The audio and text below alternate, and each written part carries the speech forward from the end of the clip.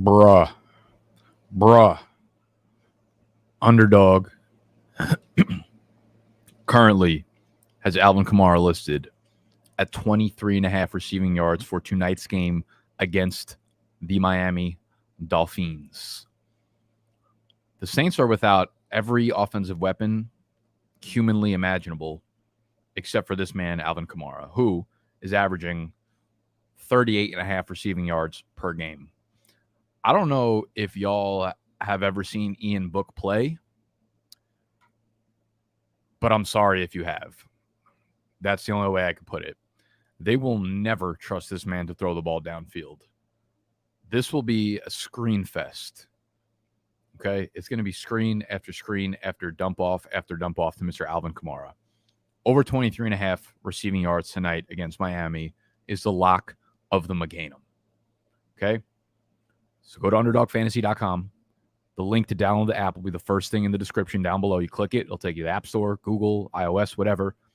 And when you deposit $10 for the first time, they're going to double whatever you put down. Okay? So you're going to have $10 put on this, $20 put on this, whatever the fuck you want. All right? 23.5 receiving yards over for Mr. Alvin Kamara. Shout out to me. Anyone who used the Josh Allen boost this weekend. Underdog ran a little contest where if you included Josh Allen in your 5-person pick'em, you were 50xing your card, 50xing results. You can only throw up to $10, so the outcome was always $500. But we ran rampant on that bitch. So shout out to me. Shout out to y'all for joining me today. Hopefully y'all don't hear the AC bumping in the background. How art thou? How art thou, Cali Dog? Shout out to you. Go Fade Me Championship. It's all but yours. Congrats, Scott. Shout out to everybody heading to the chip. Wish I could say I'll meet you there. Let's recap the games. We're going to go game by game. Week 16. Everything y'all need to know for fantasy. Some early look at the waiver wire for week 17. Let me move this camera. Let me throw my socials up on the screen. Make sure y'all are following me everywhere. Everywhere that's humanly possible to follow me. Instagram, Twitter, at Nick Ercolano. Let's light up some Palo Santo. Let's get the motherfucking vibes going. It's a good Monday morning. I'm feeling pretty good today.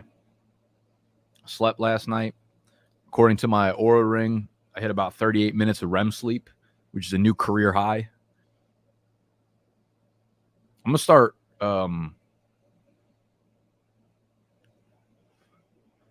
start talking about things in like football numbers, like career high, season high, like my 38 minutes of REM sleep, career high. Palo Santo, there's literally no ashes or embers in here. That's a career low light right there. We're gonna have to run that bike. Just bear with me for a minute, people. Just hang out, just relax, tuck your fucking shirts in, do what you gotta do. It's tough because it goes up in flames, but it doesn't actually make the embers light up, because the entire top of the stick is already black. So it's just like lit on fire, but it doesn't actually do anything. But if you overlight it, then there's going to be too much smoke coming in, I've set the smoke alarm off in my room from lighting these bad boys up. It actually looks kind of cool with Underdog in the bike round.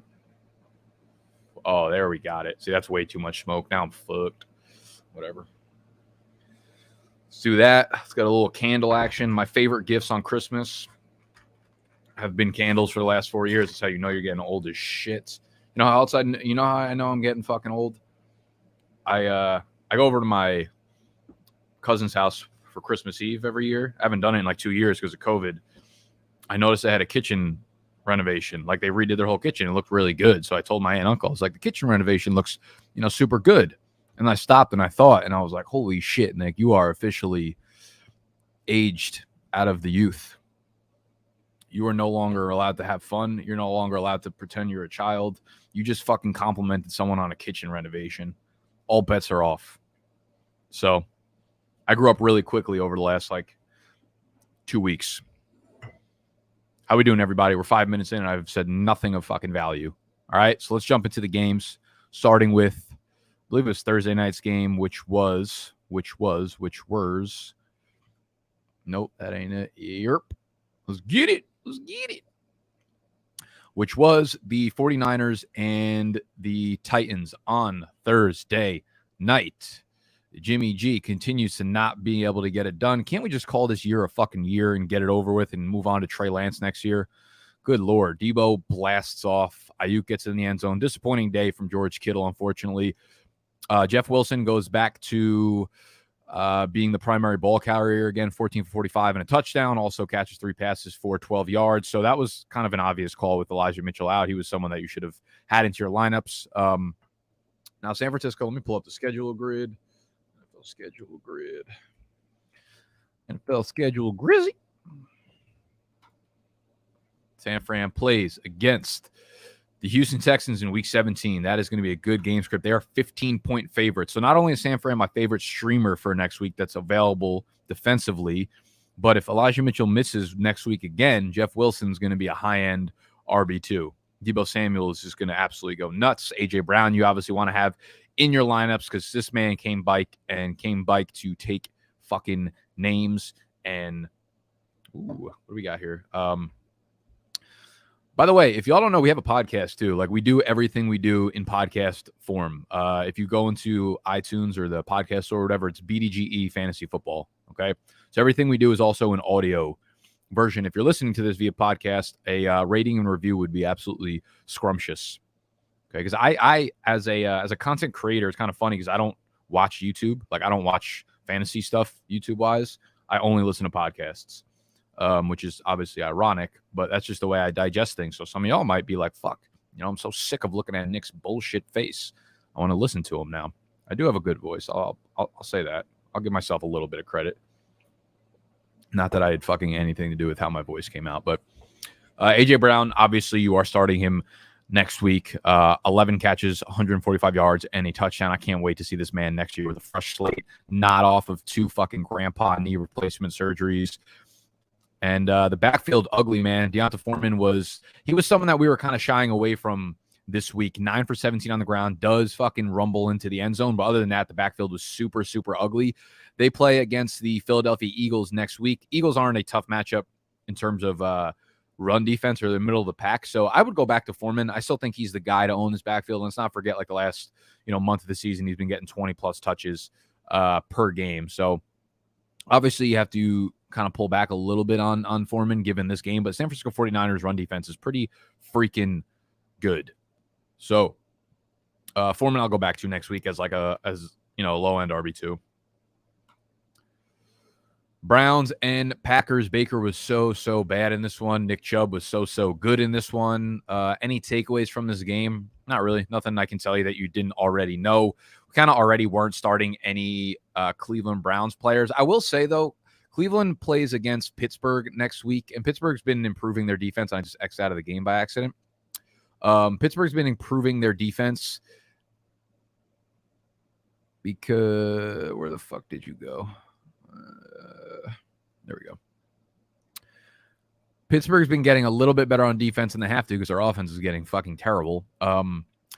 I will say, I think you could probably play Jarvis Landry if you're a little bit desperate in PPR leagues because he did lead the team in targets with 7 of them, 4 for 55. It wasn't a great game, but he's put together a good string of games prior to this one where I think you can start to trust him a little bit.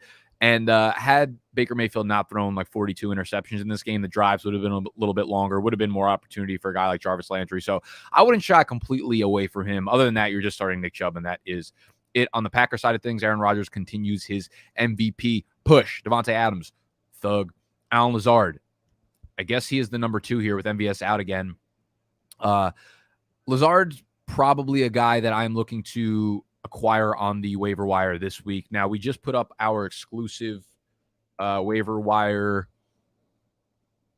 article for the week. If you are not already a member on the Big Dog sites, you're going to go fucking do that because you should show some respect. We have our Dynasty rankings up there, so if you play Dynasty, they will be updated all offseason.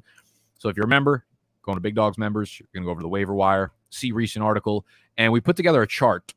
Each Monday I do this where we rank all of our favorite waiver wire pickups, their priority, their positional rank, all that kind of stuff. I put Alan Lazard as a wide receiver 3 on the week behind KJ Osborne and Kadarius Toney. I think he's been less consistent than guys like KJ Osborne, but he's definitely worth adding. They play Minnesota next week, so that's definitely a beatable matchup, and I'd expect Aaron Rodgers to do his thing as per usual. I mean, the backfield is getting ugly, man. I think you just think of Aaron Jones as like a top 15 to 18 guy now as opposed to like a low-end RB1. A.J. Dillon continues to kind of rattle off the exact same box score week in and week out, like 10 for 45. Every once in a while, he'll rumble into the end zone, but that's what you get, a coin flip on the end zone. Same thing to Aaron Jones. Good to see him continue to be involved in the passing game, though. 6 targets in this one. But yeah, I mean, the production is completely split in that backfield, so not super excited about either of them, but both of them are definitely playable. Colts versus the Cardinals. So this was a Saturday game. Wentz looked good. Jonathan Taylor looked okay. He rumbled off that 43-yard run to start the game and then didn't do much after that. Michael Pittman looked so good. I'm really intrigued to see what they do in this wide receiver group next offseason because they have nothing there, right? Like T.Y. Hilton is just a shell. I mean, they're trying out guys, Ashton Doolin, Desmond Patman. Like, they are really embarrassingly shallow at wide receiver. I wonder if they use an early round pick on a guy or they hit the free agent wire. If not, dude, Michael Pittman should be considered a really solid, like, early to middle round pick. I'm thinking like end of the third or early fourth for redraft next year. He's a lot of fun to watch, man. He just makes those crazy contested catches. And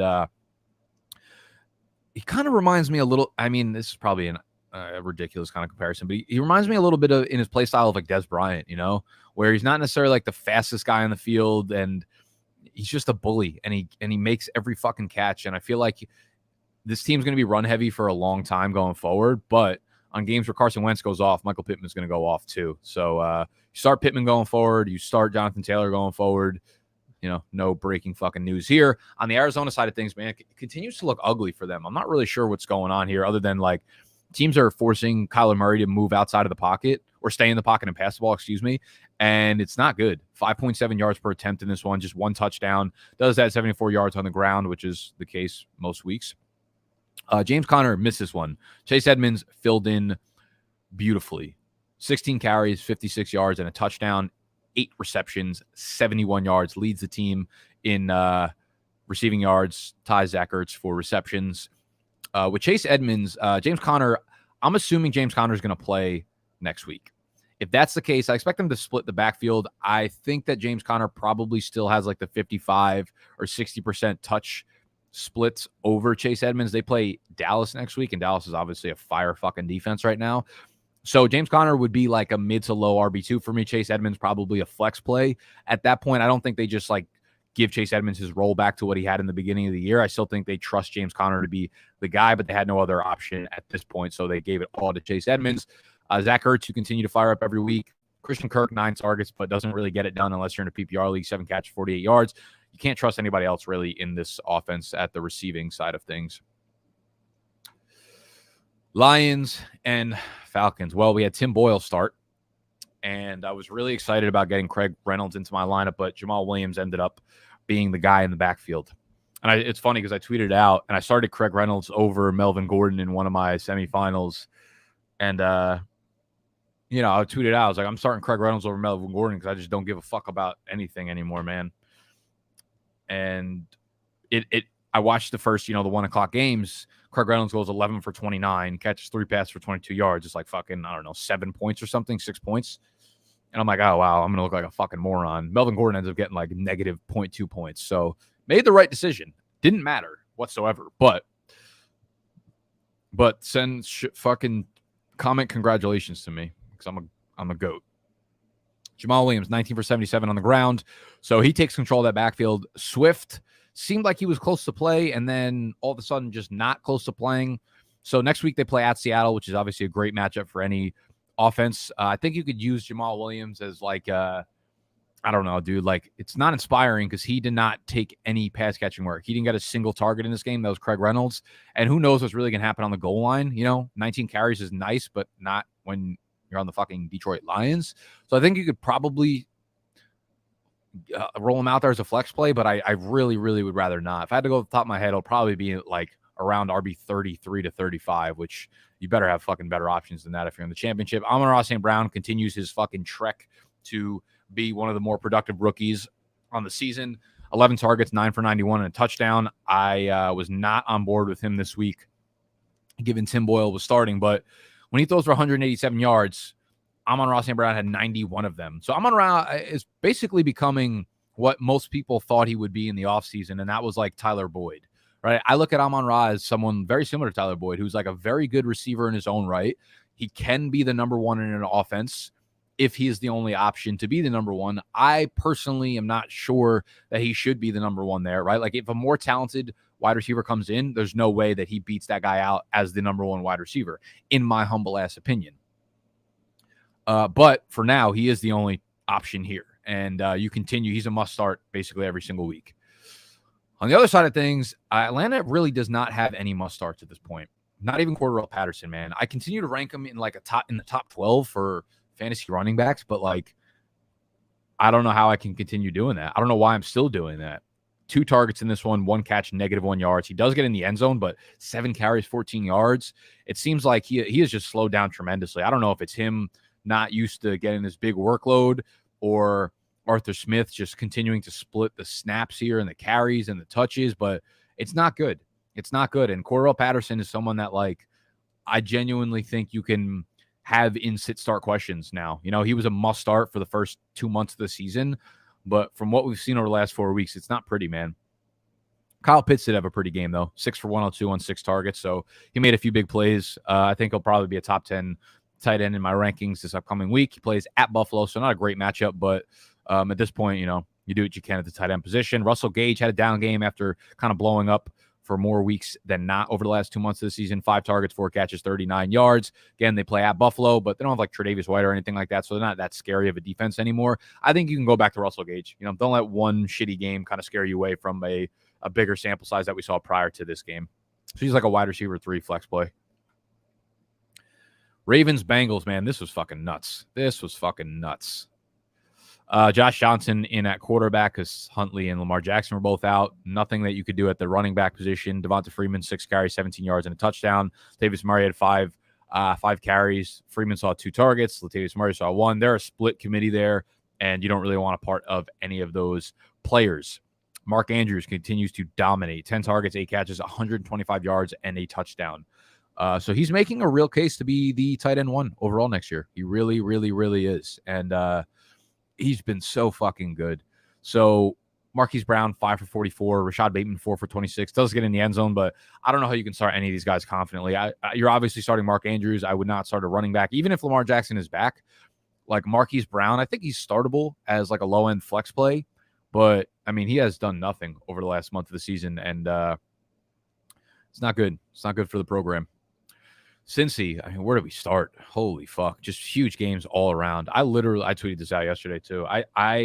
So I told someone to sit T. Higgins. It was honestly, well, the guy sent me on Discord. He sent me 4 running backs, and I believe the running backs were, let me pull it up on my phone.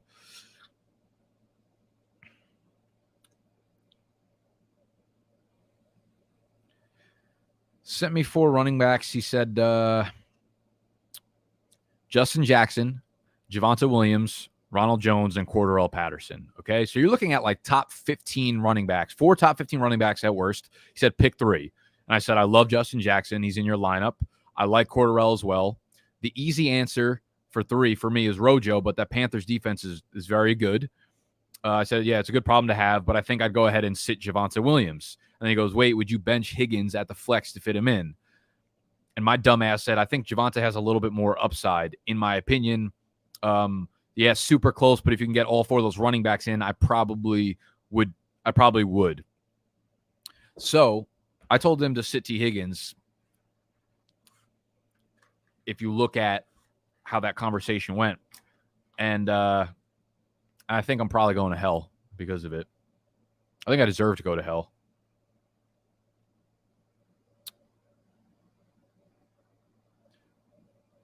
What do you guys think? You think I should be going fucking straight to hell for that?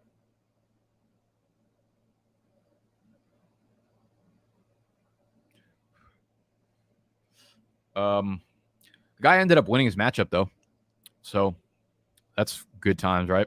Joe Burrow, 525 passing yards, 4 touchdowns. Tyler Boyd dropped a touchdown at the end, which he could have had even bigger yardage total and touchdown totals. And Joe Mixon goes fucking bonkers, 18 for 65 and a touchdown, 6 catches, 70 yards, and another touchdown.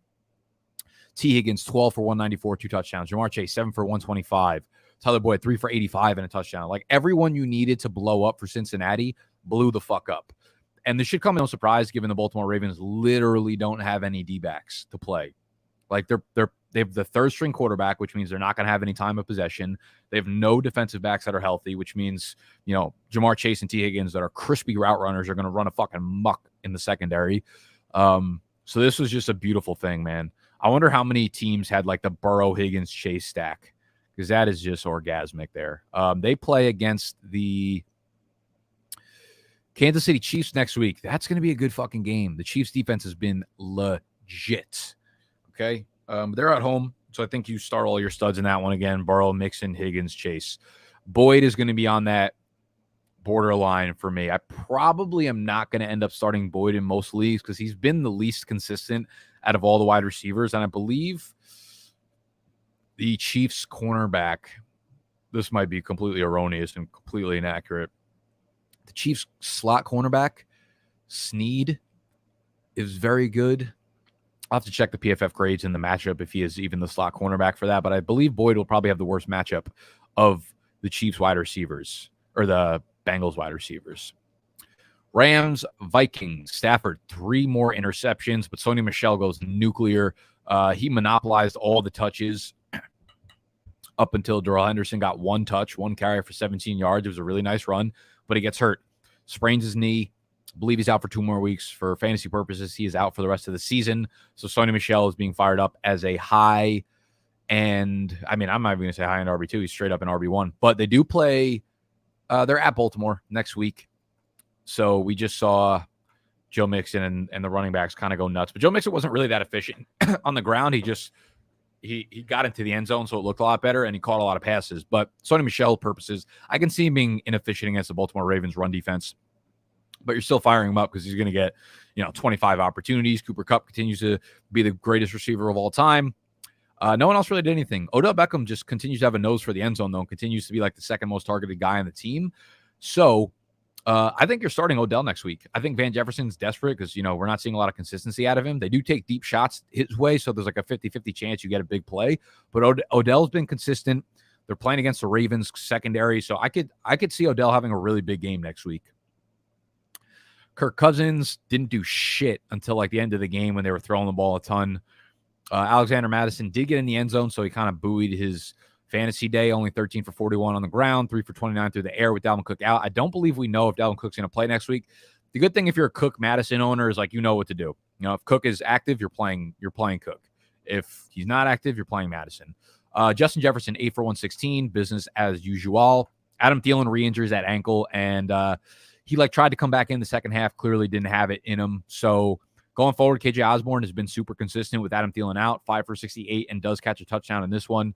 He is one of my favorite waiver wire pickups for the week. He has scored 3 touchdowns over the last 4 games, and whenever Adam Thielen's out, KJ Osborne just seems to get it done. They are playing a really tough matchup at Green Bay in Lambeau next week, so that might be a tough draw, but you can guarantee that they're going to be throwing everything that they have at Justin Jefferson, which might leave KJ Osborne open.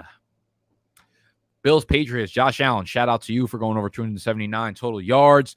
My guy, biggest takeaways here on the Buffalo side of things. We've got a few things. Devin Singletary has clearly taken over as like the RB1 in Buffalo, man. So it's kind of a sexy little spot we have here. They're playing at Atlanta. I mean, they're playing home against Atlanta. So this should be, I haven't looked at the spread, but I'm assuming Buffalo's probably going to be between like 13 and 14 point favorites. Let me see if they got the spread up anywhere yet.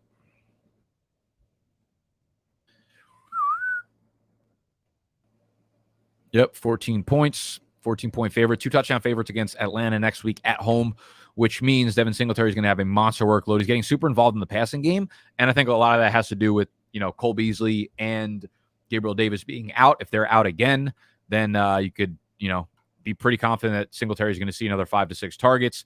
Isaiah McKenzie was the other big takeaway here. He played 90% of his routes in the slots, 12 targets, 11 catches, 125 yards, and a touchdown. Dawson Knox did have a touchdown called back, but he did end up getting into the end zone. Stephon Diggs, we're just not seeing the ceiling games out of him, but he's super consistent. 7 for 85 and a touchdown. You're not fucking complaining about 20 PPR points. But Isaiah McKenzie is intriguing if Davis and Cole Beasley are out. Allen has shown a propensity to just throw over the middle of the field, right? Whether it's Dawson Knox, Cole Beasley, now Isaiah McKenzie. So I think you could probably play McKenzie if those other two are inactive again. If they're active, you're obviously not playing him. He's someone that I have lower down the waiver wire ranking list because we're just unsure how that situation plays out with the injuries. Was hoping Emmanuel Sanders kind of came back and had a little bit of a bounce back, but he didn't, so he's completely off your radar in terms of fantasy. New England, Damian Harris goes fucking nutty, 18 for 103 on the ground, 3 touchdowns. Doesn't get a single target, but I mean, Jesus Christ, this man is good on the ground. New England gets to play against the Jags next week at 15.5 points favorites. Holy shit. So, if Ramondre's out again, Damian Harris is probably going to be an RB1. If Ramondre comes back, it's still very much Damian Harris's backfield. But I think both of them might be playable because they're 16 fucking point favorites in that one. So Damian Harris is going to be a top 15 play next week. Ramondre Stevenson could be a top 30 play, I think. Brandon Bolden barely mixed in whatsoever. Jacoby Myers continues to be like the most boring fucking PPR playable player in the world. And that's really it from New England. Jaguars versus Jets. Holy shit. It was like the battle of teams that just don't give a fuck about anything here. Takeaways. Oh, man, dude. Absolutely tragic for James Robinson. Tears his Achilles. This is like one of the sadder injuries that have happened in the NFL in a long time. Just given what James Robinson's been able to accomplish as an undrafted free agent and like what he's gone through the last 2 years to get to his spot and like claim that spot. And now the Achilles is one of the most deadly, injuries for NFL players. And you don't have a long leash when you're an undrafted free agent. So, if you're a Travis Etienne dynasty guy and you got some shares of him, you're pretty fucking happy. Y'all are going to pretend you're not happy because you're like, we're room for injuries. But fuck you. If you had Travis Etienne, you drafted him this year, you're fucking happy because that means James Robinson's coming back probably late September, October. If all things go perfectly according to plan, who knows if he might go down that like Deonta Foreman trajectory, Isaiah Crowell. Like you never know what's going to happen after a torn Achilles, man. And it sucks because he was such an easy player to root for. But that does open the door for a guy like Travis Etienne to become the guy. But for this upcoming week, Dare Ungabawale, 17 carries, 57 yards, and a touchdown. Carlos Hyde is on the IR. He was just placed on the IR like a week ago, so he is out, which means it'll be Dare's backfield. And Dare was a pass-catching specialist in Tampa Bay, which means he will not be game scripted out of their Week 17 matchup against New England as 16-point underdogs. So he should get a lot of targets. He should get a lot of work in the backfield. He's not going to get 17 carries, and who knows if he'll get a goal line carry, but he should catch like 5 passes in that one at least. So he's someone to pick up, of course, because the workload, but it's a really tough matchup on the road. Not going to be good environment for him, but I could see him having a nice floor in PPR leagues. It's really the only takeaway from the Jacksonville side of things. New York, Zach Wilson doing his best Josh Allen impression. That was such a fucking jiggy run he had. Jacksonville Jaguar defensive players just wanted no fucking business here. Just letting Zach Wilson run amok. It's ridiculous. Michael Carter, though, this was the big takeaway for me. Michael Carter, 16 carries, 118 yards, 7.4 yards per carry, 3 targets, catches 2 of them for 6 yards, so not much there, but Zach Wilson only threw for 102 yards. Michael Carter is looking like, one of the better rookie picks and someone that's going to contribute for a long time in this Jets backfield. You got to be really, really psyched up about him if you are someone that drafted him in Dynasty.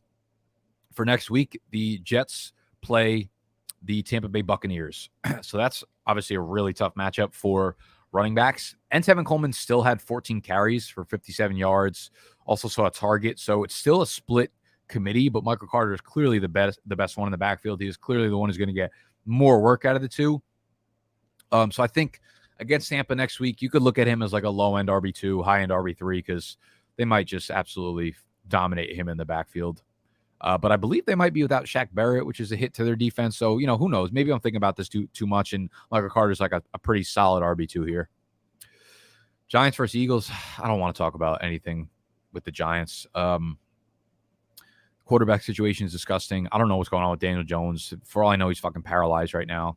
Saquon Barkley, 15 for 32 on the ground. He's not even like a workhorse anymore. He's borderline unplayable, which is fucking insanity right now. Borderline unplayable. They're playing against, is it Washington? No, they're at Chicago. So Chicago's defense isn't really anything to be shy for, but like Saquon's just done absolutely nothing. So he's like a desperate flex play at this point, and that's so crazy to say. The only other takeaway I'd have from this game is Kadarius Toney, first game back since week 11. In week 11, he had 12 targets. In this game, he had 9 targets. So again, he led the team in targets, tied the team lead in receptions, led the team in receiving yards. So like, I'm not excited about it, but if Daniel Jones is back, if this man is biked for week 17, Kadarius Toney's a clear 1 here. I think he's got some sneaky upside as like a flex play. So, if he's available on the wire, I'd think about picking him bike up. On the flip side of things, Jalen Hurts, 200 yards through the air, 2 touchdowns, didn't do anything through the ground, which was surprising. Miles Sanders, the biggest takeaway here is he got hurt. He fractured his hand, and they actually did not rule him out for next week, despite breaking his hand. So with Miles Sanders, we have to wait for an MRI. I'm going to assume he's going to miss next week, which is unfortunate because they play Washington. And 2 weeks ago, he ripped off, I think it was 135 or 131 rushing yards on like 18 carries against Washington. So it was going to be a really good matchup for him. We just started seeing him getting like heating up. He's been so efficient over the last few weeks. He gets hurt.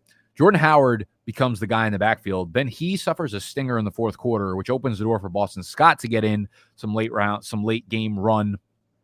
Now, Jordan Howard, stinger, you want to say it's not serious. He also suffered what they called a stinger. It was either last year or 2 years ago, and he ended up missing 6 games. So this is something to keep an eye on. If Jordan Howard is going next week, he's the guy I prefer in the backfield. If he doesn't go, Boston Scott clearly becomes the lead back here, and he's going to be like a solid RB2 for you. So Howard and Boston Scott both need to be picked up on the waiver wire this week. I would probably prioritize Howard. He left in the fourth quarter, did not return, was unable to return. So kind of anyone's guess as to what happens there. Let me see if we got any updates on the Twitter world about Mr. Jordan Howard.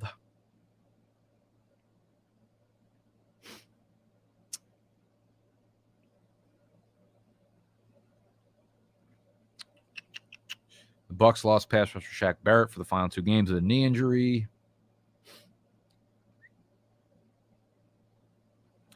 Panthers add 4 active players to their COVID-19 reserve list. Brian Burns, Shaq Thompson, Marquise Haynes. Good Lord, that is their entire fucking defense. Who are the Panthers playing this week? New Orleans. Alvin Kamara. How you doing? Wow. TikTok has overtaken Google as the world's most popular websites. The app is currently banned in India and was launched just 5 years ago. That's insane.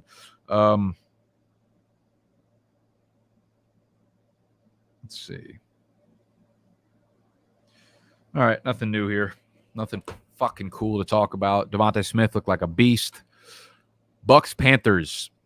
Brady was all right. I expected him. I think I ranked him outside of the top 10 this week because Panthers have relatively tough defense, but he's without his top weapons.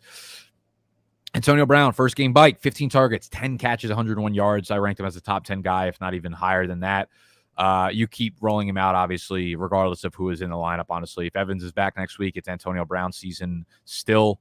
I actually don't expect Evans to be back, and Godwin's obviously out for the year, torn ACL. So Antonio Brown's going to be a top 10 guy going forward. Cyril Grayson, I don't know who the fuck that is, to be honest with you, but he goes 3 for 81. Rob Gronkowski, a disappointing game, man. 2 in a row, which is crazy because without all those weapons, you'd think he'd go nuts. Only 2 targets, 1 catch, 23 yards. Last week, he only had 2 catches, but he had 11 targets. So I figured that would kind of work itself out. It didn't. If you have Gronk, you just continue to roll him out, though. The backfield got interesting because without Leonard Fournette, we assume Ronald Jones is going to be the guy. The reason I was hesitant to suggest Ronald Jones this week was because Carolina's run defense. But it kind of proved itself out because Ronald Jones averages 3.3 yards per carry. He did get 20 carries, though. 65 yards on the ground, does get in the end zone, catches 2 of 3 targets. He is so fucking bad at pass catching. It's like, it's puzzling. How does someone in the NFL be athletic enough to get to the NFL, but literally can't catch a ball? I never understood how people had trouble catching things. Like, just fucking catch the ball. It's not that hard. Just close your hands when it comes to you. Makes no fucking sense. But Keyshawn Vaughn popped off for a pretty beautiful 55-yard touchdown run. I thought we were going to see him overtake the backfield. Like, Ronald Jones started off slow. Keyshawn Vaughn pops that run, and I'm like, oh, fuck, I was like, Ronald Jones must, I said, ripped, what the fuck did I tweet out? Something stupid. I said, Ronald Jones must be a cat because RIP for the 9th fucking time. I thought that dude was about to get his job stolen by Keyshawn Vaughn, which would have been like the ending of Ronald Jones's career, and deservedly so almost. But he ends up finishing strong enough for fantasy owners, and they play against the Jets next week. So you're putting Ronald Jones in your lineup as an RB1 for sure. Antonio Brown, Rob Gronkowski, business as usual. The Panthers are just a fucking mess. You literally can't start a single player on their team. Maybe DJ Moore. I think you could play DJ Moore against the Saints next week. Probably get shadowed by Lattimore, but I don't know, dude. He's like he's a PPR wide receiver 3, and there's nobody else on this team that I want any part of. Chargers, Texans. Let's see. I don't even know what to say here. I literally don't know what to do here.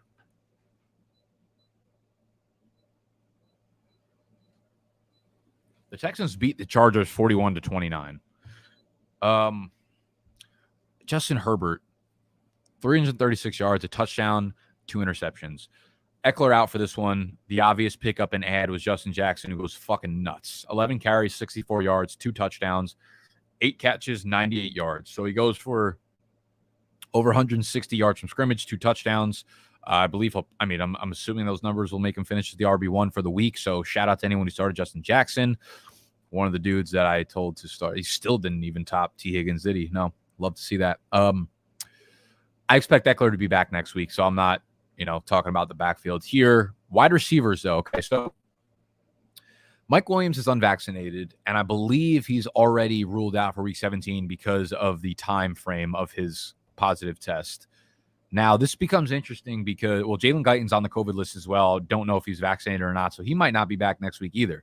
Josh Palmer, who is their rookie third-round pick this year, he played the most snaps of any Chargers wide receiver in this game. He played 60 snaps, more than Keenan Allen. 6 targets, 5 catches, 43 yards, and a touchdown. It's 2 weeks in a row that he was usable for fantasy, and I think he's one of the top wide receiver targets for the waiver wire this week. The Chargers play against I believe it's the Broncos, if I'm not mistaken, the Broncos at home. So tough matchup, but not like, one you need to shy away from necessarily. And I really like Josh Palmer as a wide receiver you could use if you were, an Evans, DeAndre Hopkins, or Chris Godwin, one of those kind of owners. So Josh Palmer, rookie wide receiver, Chargers, keep an eye on. Houston Texans, Davis Mills puts together a good game. And we find ourselves saying that more and more often as the year goes on, man. Maybe this dude is just a player. Maybe he's just a fucking player. Not every quarterback was a quarterback that came in as a high prospect. Dak Prescott, Russell Wilson, all these, half the fucking quarterbacks in the NFL right now are not like first round top 10 picks, man. And these are these guys. This is where they come from. They're not good. They're not solid franchise quarterbacks until they fucking are. Until they are. Davis Mills continues to show up with a depleted weapons group and get it done, man. So shout out to him. He'll get another chance next year. Brandon Cooks is out, so nothing predictive to take away from here. If I'm a Brevin Jordan owner in Dynasty, I'm pretty excited about this. I started working on a video for the offseason. I'm going to be doing at least one Dynasty piece of video content a week throughout the offseason, and I was looking at I started working on 2 pieces, actually. One was 10 players you should be targeting in Dynasty based on expiring contracts, so expiring contracts of these guys as teammates. And then another one is 5 sophomores I will be targeting in trades this offseason despite horrible rookie years. And it's unfortunate because I wrote this article prior to this weekend's games, and Brevin Jordan was on the list, and now he's probably a little bit more high priority, and people kind of know what he's about now. But he was a guy who got a lot of buzz out of Miami. People thought he was going to be like a big-time athlete. Ended up testing really poorly, but has been pretty good, man, given the small opportunity that he's seen in his rookie year. So I like Brevin Jordan a lot. Brandon Cooks out for this one. Rex Burke had the biggest takeaway here. 22 carries, 149 yards, 2 fucking touchdowns, 2 targets, catch both of them for no yards. But he dominated the backfield. Royce Freeman got 12 carries. Here's what I'll say about Rex Burkhead, though. Like, we know what Rex Burkhead is, right? Like, he's given us the same. Let's bring up his game logs. He played on 62% of the snaps on Sunday, which was a lower snap rate than he played in week 15. So he actually played on a lower snap rate in week 16 than he did in week 15. Okay. And more often than not, like you see the fantasy numbers here. Yes, he had 27.9 points in this one, but look at the 6 fucking weeks prior to that. 5.2, 8.6, 5.0, 6.9, 4.0. If he's playing the same snaps, what's more predictive? The one fucking game he blew out production-wise, or the 6 games prior to that where he's playing the same amount, but way worse? Houston plays against the San Francisco 49ers on the road. Okay, that is a really tough matchup. There's no way I'm buying into the Rex Burkhead hype as anything more than like a desperate flex play here. Bears, Seahawks. This is fucking pathetic. The Nick Foles-led Bears beat Russell Wilson and the Seahawks. They are knocked out of playoffs. I believe that's just the second time in Russell Wilson's 10-year career that's happened. Montgomery continues to see an insane amount of volume. 21 carries, 45 yards, and a touchdown. 9 targets, 7 catches, 61 yards. So you just continue to fire him as RB1. Honestly, no other real takeaways here. Allen Robinson has been out, so if he's back, it kind of muddies the water for Mooney and Kmet, not in terms of production, but in terms of volume at least. Mooney otherwise is like a low-end wide receiver 3. Kmet is kind of interesting, 4 for 49. He's been consistent throughout the year. He's actually ranks like top 10, I believe, in a few categories when you talk about tight ends. I was looking at some numbers this morning. He ranks, where does he rank in? Okay, so number 10 in terms of targets for tight ends, 83. Number 11 in receptions, 539 receiving yards, is 14th, but he's been like relatively active. He's someone that I'm probably going to be targeting quite often in drafts next year as like a late round tight end option. He's a good player. And you could probably pick him up on your waiver wire if you're desperate at tight end. On the flip side of things, Rashad Penny, man, he balled. He's balling. I need to get some water. I'll be all right, bike. Drop a thumbs up while I'm gone.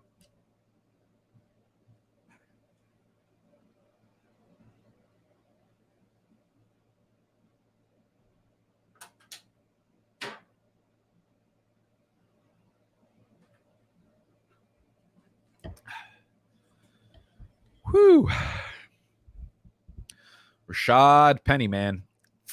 So he's had 2 career games over the last 3 weeks. 17 for 135 and a touchdown on the ground. And guess what he is rewarded with next week? The Detroit Lions at home. I don't know how high I'm going to rank him, but whatever the number off the top of my head is probably not high enough. He's looked good. He's ripping off chunk plays. He's getting all the volume in the backfield, man. So Rashad Penny is he's doing what they drafted him for. Great, pretty good draft pick, if you ask me. Yeah, he's gonna be a top 15 play for sure next week against the Detroit Lions at home. Receiving, Child Everett put together 2 good back-to-back games. He is someone that you could play in fantasy, for real.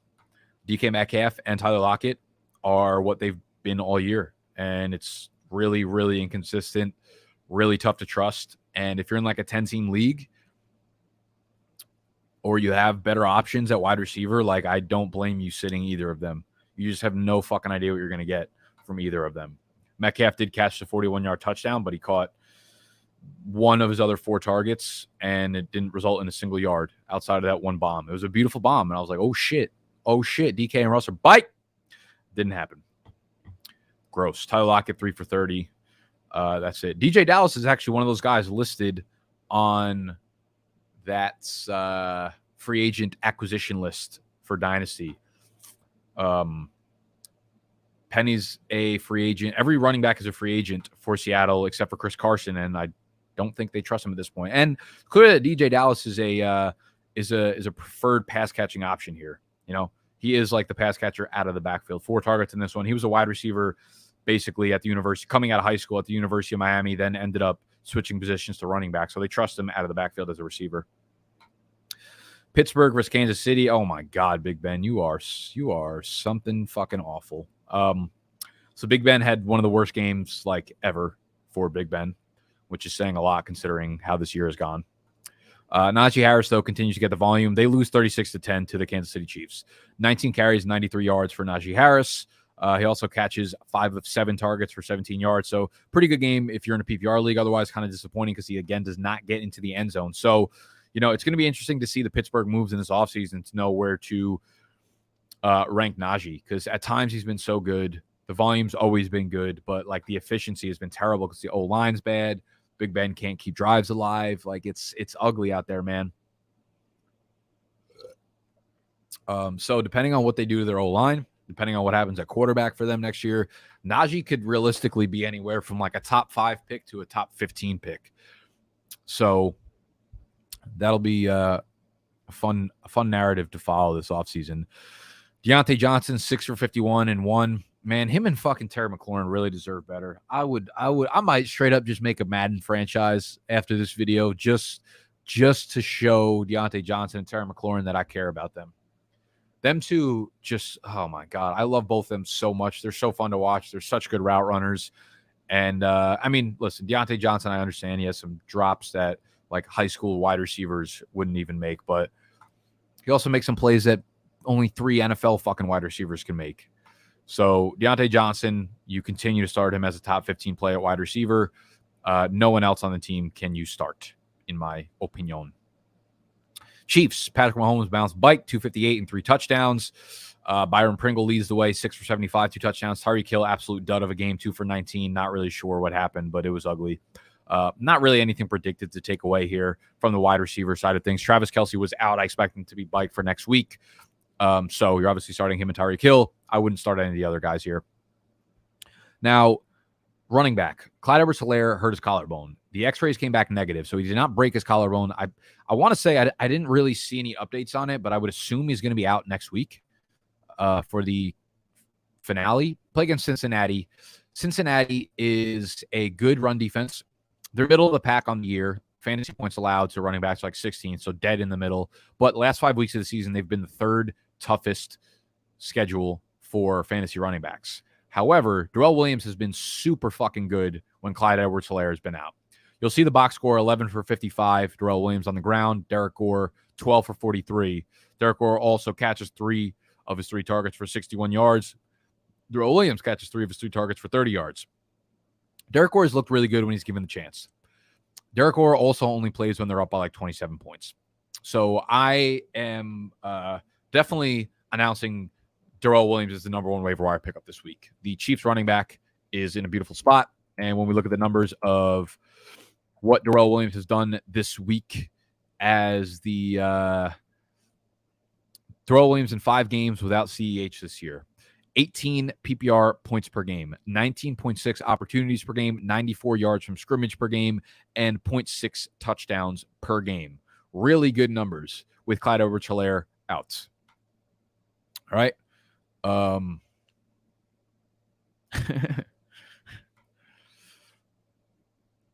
So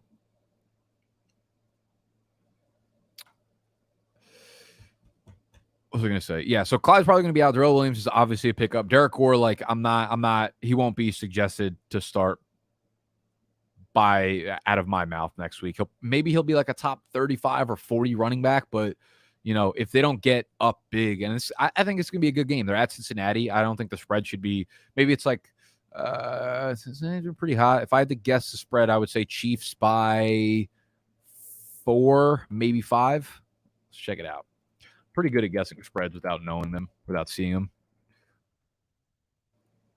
Let's say Chiefs by 4.5. Let's fucking go. Chiefs by 4.5. Got it down to the motherfucking hook. Go. Yo, this game right here, the Giants-Bears in Chicago, 21-degree weather, might actually be like a candidate for the worst game of all time. Like literally the worst game of all time. And Snacks will be watching every second of it. That's so, what a pathetic life. I'm sorry, Snacks. I love you. Yeah, so 4.5 line should be close enough game where no one's game scripted out. Darrell Williams, love it. I mean, except for Derek Gore, of course.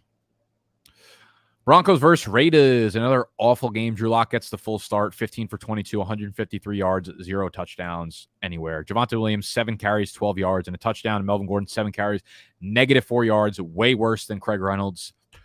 Just a terrible fucking game. Like, you couldn't have started anybody in any facet of any part of Denver. Now, Denver plays against, who they get next week? The Chargers. We just saw the Chargers get absolutely shithoused by the Texans. So it's like, I'd like to say that gives you some hope. And the Chargers' run defense is pretty shit, as seen by Rex Burkhead.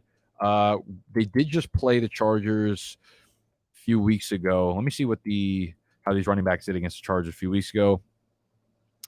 They played them in week 12. Javonte Williams went 14 for 54 and a touchdown on the ground. He also caught three of his 4 targets for 57 yards. Let's see what Melvin Gordon did. Melvin Gordon went 17 for 83, caught 1 pass for 5 yards. So decent game. I mean, they combined for about 200 yards from scrimmage total. So big game for the running backs. I'd expect something the same. There's no way they want to rely on Drew Lock to pass the ball. So as long as they can keep the ball in their hands, which was the tough thing for them this game because Raiders just dominated the game script. Josh Jacobs, 27 carries, 129 yards. Didn't get in the end zone.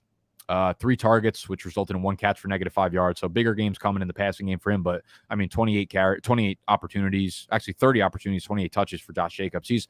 He's a solidified, rock-solid RB1 right now, given the opportunity.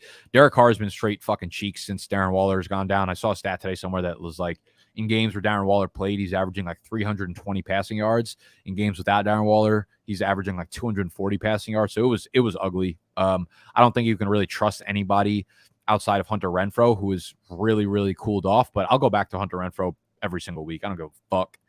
I don't give a fuck. You could tell me he's going to score 7 fantasy points. I still want him in my lineup next week. They play against the Indianapolis Colts. Tough matchup. Will be a really tough matchup for Josh Jacobs. So, I mean, maybe he's not a top 10 guy next week, but I'd keep him in the top 15 conversation, and you're starting Hunter Renfrow, but nobody else on this team. And the final game of the week, Sunday Night Football, was more like Sunday Night Soccer for the Washington soccer team. Taylor Heineke continues to expose himself as a really bad NFL quarterback, as I've been saying all year. 7 for 22, 2 touchdowns. This Dallas defense is just so fucking good. Micah Parsons with another sack on the day. Just touchdowns and sacks and interceptions and forced fumbles and just everything from this Dallas defense, man. Just craziness. Antonio Gibson got in the end zone through a reception, but only 54 total yards on the day, or 58 total yards on the day, 8 touches. Jared Patterson actually out-touched him, but again, this is all game script, so it's kind of impossible to know what to expect, or nothing predictive from this game at least. Washington plays against Philly next week, and that's a tough pass defense. So at this point, I don't think you could really start Terry McLaurin anymore because he's shown no signs of consistency. I think you can go back to Antonio Gibson as like a top 15-ish guy because he's going to get the volume in normal game scripts despite dealing with the toe injury again. So I think there's probably a little bit more risk for him to re-injure that. But, top 15, top 20 guy. He's an RB2 going forward. He's been super involved in the passing game, which is good to see. Dallas, Dak Prescott, 330 and 4. Ezekiel Elliott gets in twice, one via the air, one via the ground. They didn't get a ton of touches, but they really just needed to spread the ball around. They didn't need much from anybody in this game.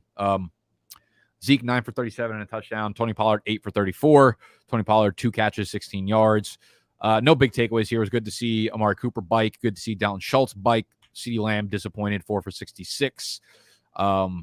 So you start Cooper next week, you start Schultz next week, you start Lamb next week, you start Zeke next week against the Arizona Cardinals, who are falling apart at the seams. They're actually a good defense. They're a pretty good defense, the Cardinals. But I think you start everybody anyways. Dak, Zeke. You could start Pollard as a flex. Oh, that kind of shit. All right. That is all I got for you today. How we doing, everybody? How's life, liberty, and the pursuit of crappiness? Can I get 105 points with Kamara? Opponent had... You think you're going to get 105 points from Kamara? I can't believe you paid money to ask me this. The answer is obviously yes, you're getting 105 from Kamara. How we doing, everybody?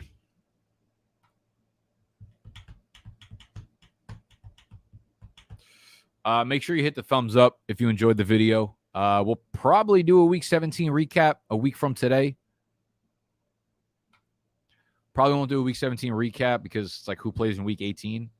Does anyone in here play Week 18 playoffs?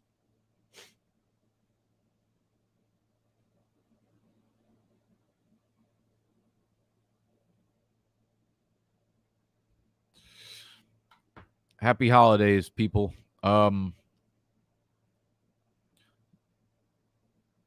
Also, don't forget to hammer Alvin Kamara over 23.5 receiving yards on Underdog. Link in the description. I love you. And I'm the freak out of here. Oh, we have an unfortunately, and we have a yup. All right, so I guess we will go bike to we'll do a full recap of Week 17. Week 17, yes, for Week 18's fantasy league. 2-week championship. Yeah, that makes sense. All right, y'all. Well, good luck this week. I'll be bike tomorrow, bright and early as always. Waiver wire video, 5 a.m. Eastern time. The waiver wire ranking chart is up on the site right now, bdge.store. That's fact. I did, I think. Against everything I believe in, I did. I love y'all. I'm out.